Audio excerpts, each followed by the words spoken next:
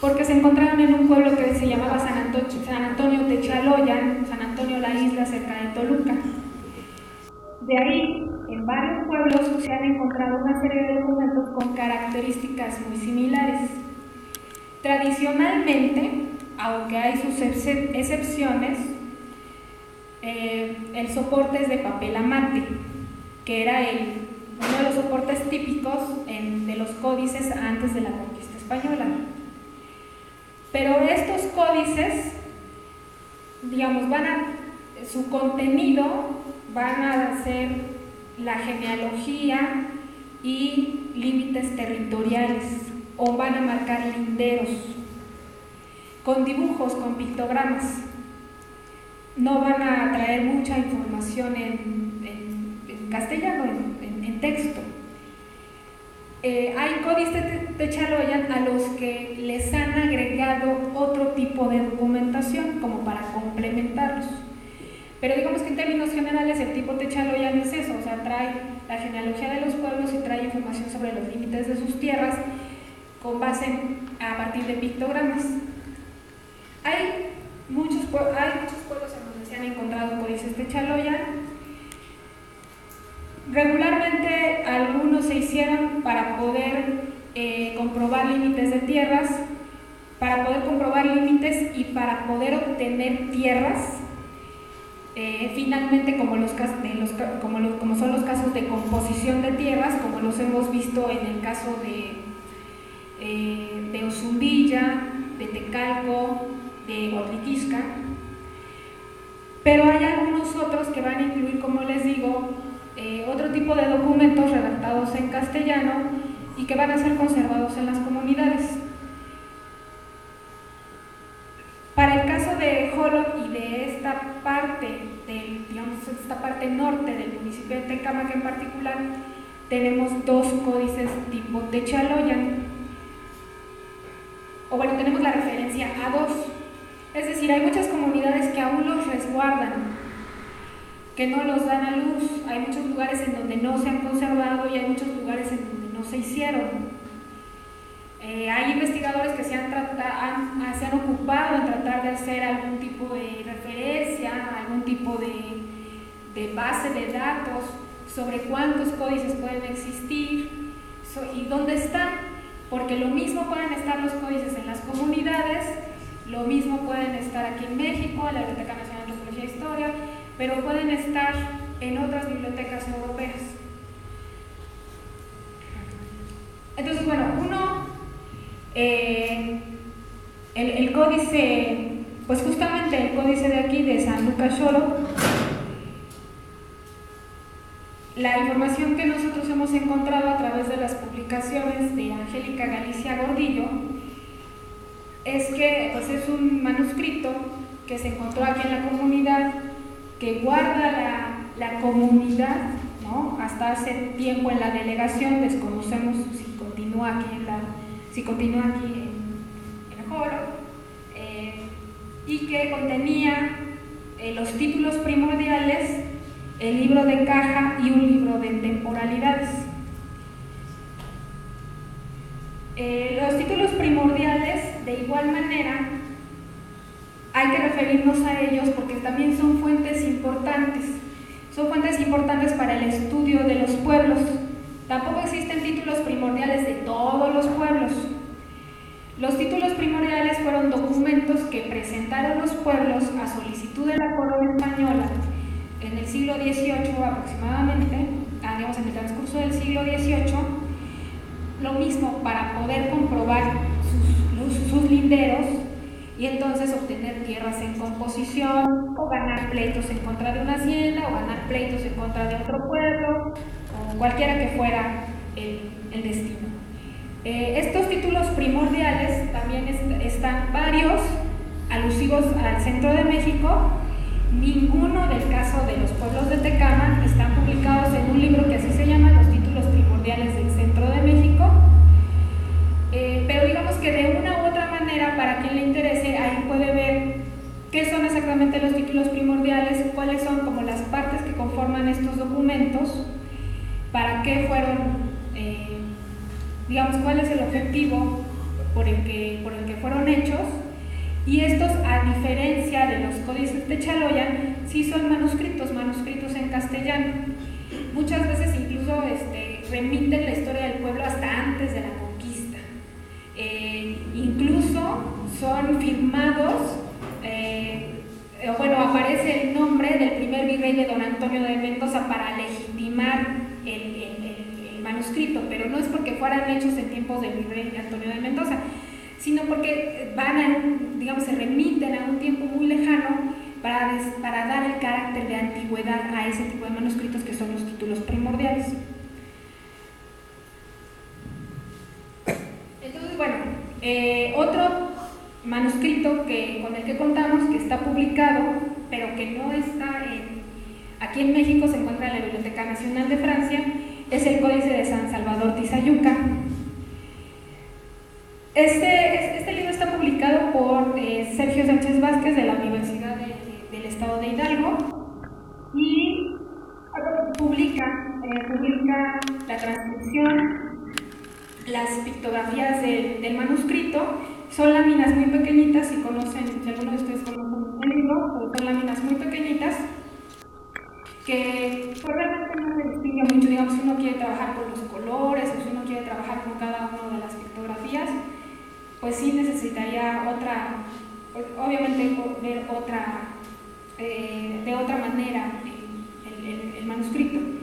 Pero digamos que para conocer la información que tiene el manuscrito, este libro es bastante recomendable. Es la única publicación hasta donde yo conozco que se hizo sobre el Códice de Salvador Tizayuca, y también justamente es un códice tipo Techaloyan, que a solicitud de la alcaldía de Pachuca, porque en este caso Tizayuca caía en la jurisdicción de Pachuca, se hizo solicitud del alcalde de Pachuca para poder comprobar tierras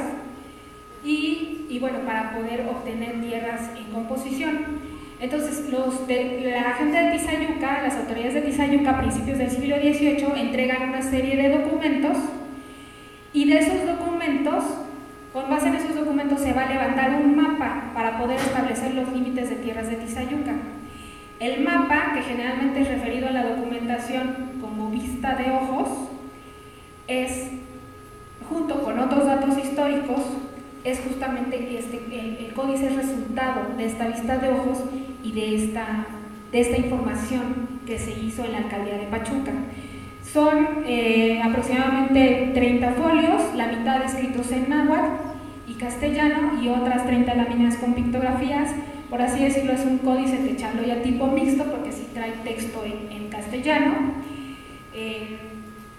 Como les digo, está referido hacia la mitad del siglo XVIII, tiene un soporte distinto, que es el papel europeo, y contiene la historia de Tizayuca, la genealogía y la composición territorial. Entonces, estos son documentos importantes para poder hacer referencia y tratar de reconstruir o ayudarnos a reconstruir también la historia de esta región.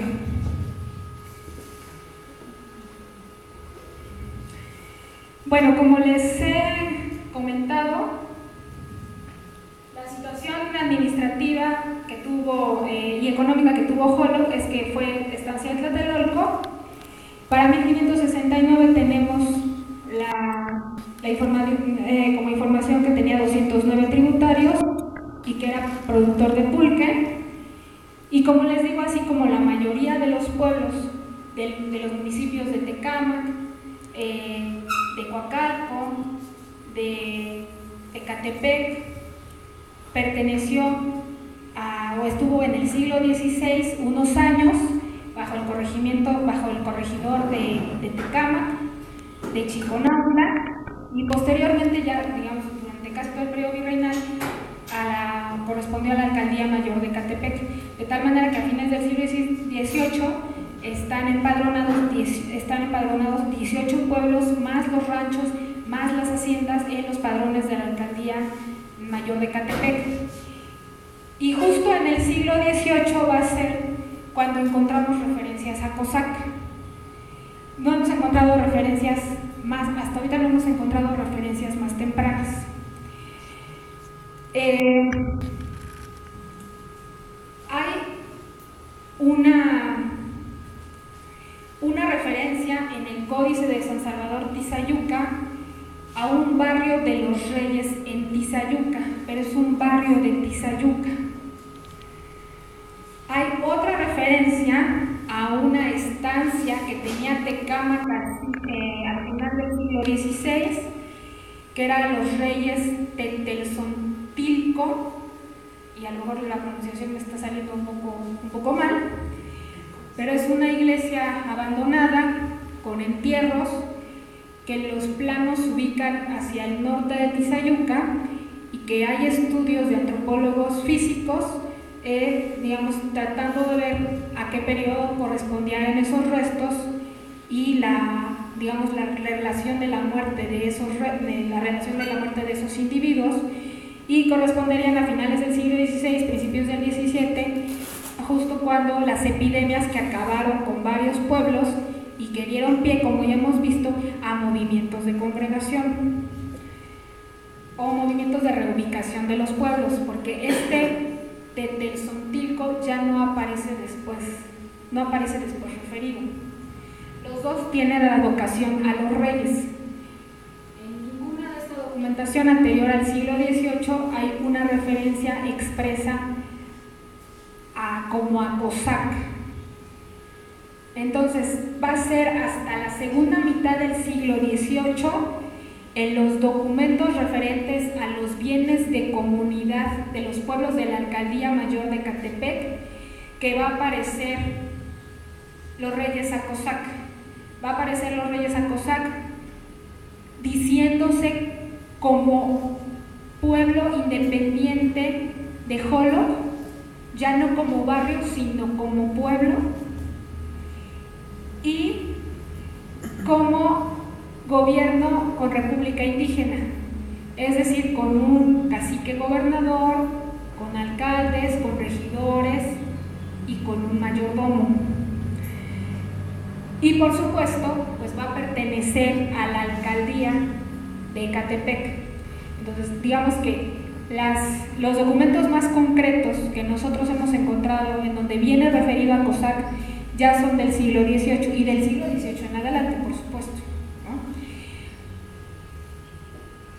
A reserva de tener otra información, es posible que haya ocurrido como el caso de Coatliquixca, que haya ocurrido como el caso de Atzompa, que fueron asentamientos que durante digamos, antes del siglo XVII, a finales del siglo XVI, eran pequeñas iglesias, más bien eran pequeñas capillas que habían visitado los franciscanos, que les asignaron su devoción cristiana, en este caso a los reyes, pero que dada la falta de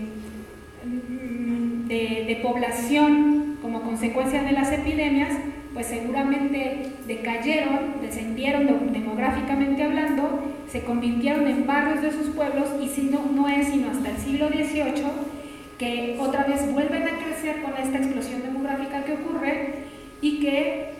se constituyen como pueblo nuevamente, y en este caso como república, bueno, con un gobierno de república de indios, y entonces sí, ya construyen una iglesia, no una capilla con materiales,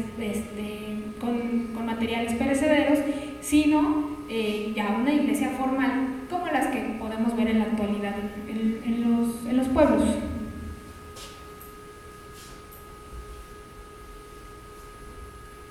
Hay un documento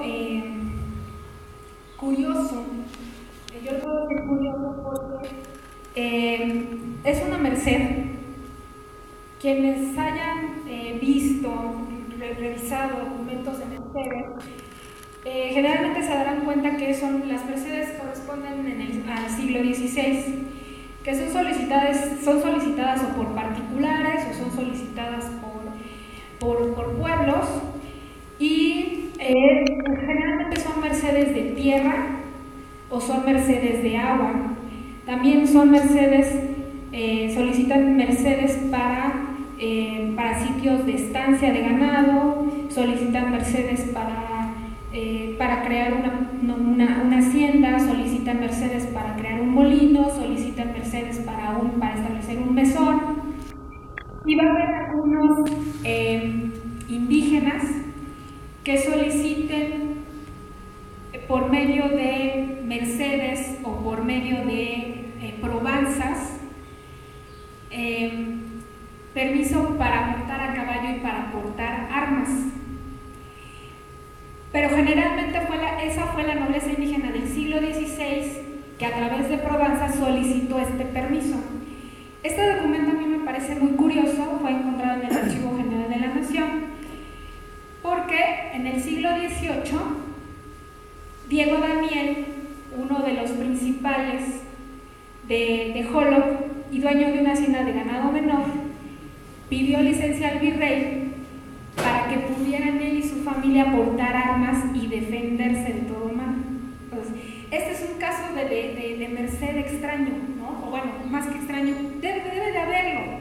o sea, mercedes se soltaban muchas y por muchas cosas, pero este es un caso que a mí me parece curioso porque es uno de los poquísimos que yo me he encontrado en donde en el siglo XVIII una persona pide una merced para portar armas para poder defenderse. O sea, no es descabellado, tenía una hacienda, era dueño de muchas cabezas de ganado, obviamente se podía prestar al robo de las cabezas, a problemas en su hacienda, pero que le pidan una licencia al virrey para portar armas es un caso que me parece curioso, ¿no?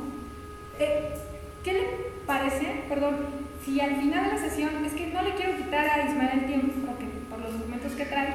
dejamos las preguntas para poder los comentarios de la sesión. Muchas gracias.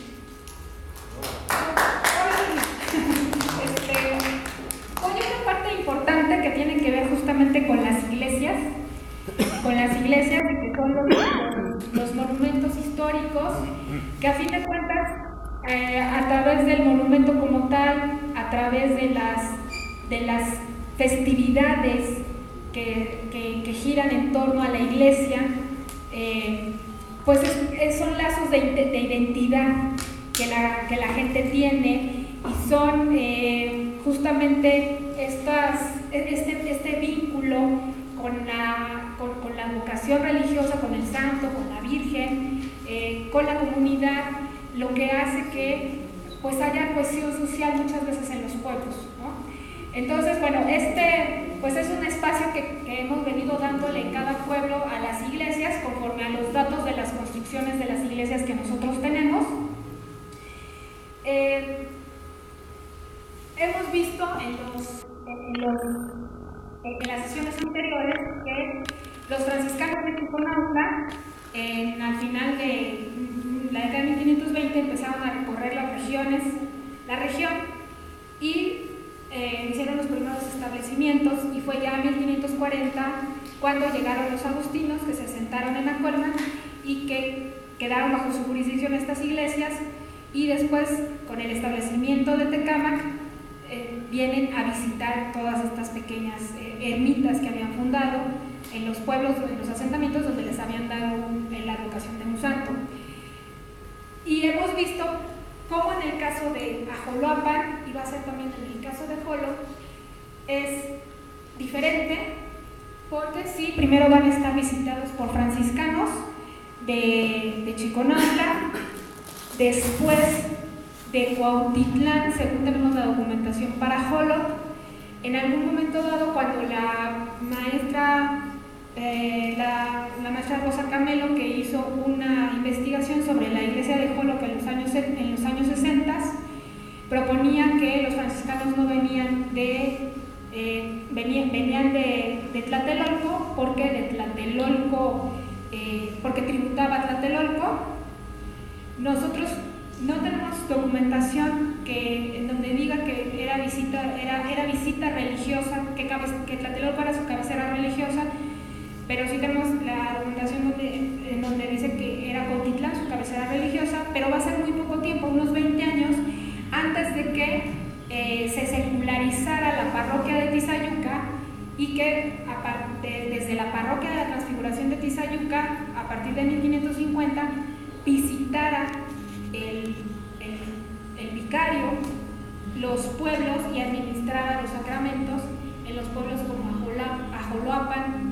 y Jolo. Entonces, Hollock va